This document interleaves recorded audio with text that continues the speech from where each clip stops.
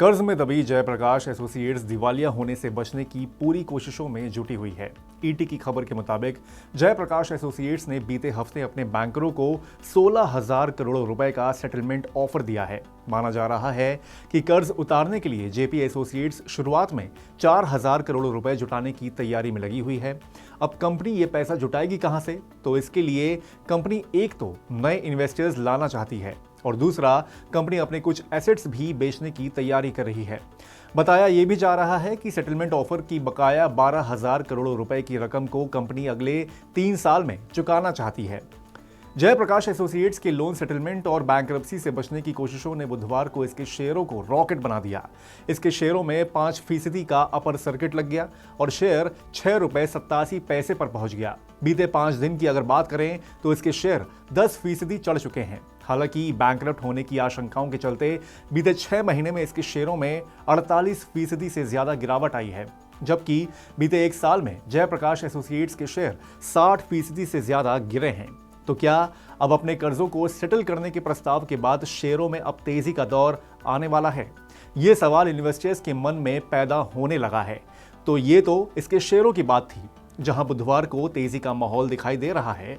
लेकिन कर्ज सेटल करने की कंपनी के प्लान पर एक बार फिर से लौटते हैं तो जयप्रकाश एसोसिएट्स के इस प्लान को लेकर लेंडर इतने ज्यादा आश्वस्त नहीं है।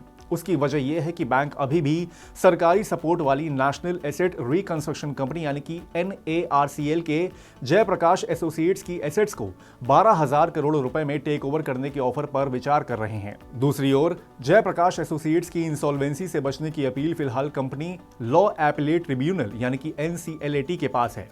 खबर के मुताबिक कंपनी ने बीते हफ्ते क्रेडिटर्स के सामने एक प्रेजेंटेशन दिया था। इसमें जयप्रकाश एसोसिएट्स ने 16,000 करोड़ रुपए देकर इंसॉल्वेंसी प्रोसीडिंग से बाहर निकलने का ऑफर दिया था। बताया जा रहा है कि बैंक इस पेमेंट की लंबी अवधि को लेकर ज्यादा खुश नहीं है और ये बात बैंकों ने कंपनी को बता भी दी है।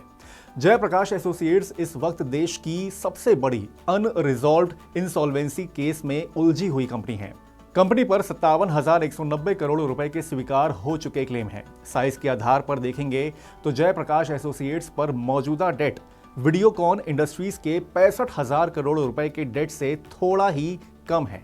हालांकि इंसॉल्वेंसी के दूसरे मामलों से उलट जयप्रकाश एसोसिएट्स के साथ एक प्लस पॉइंट है।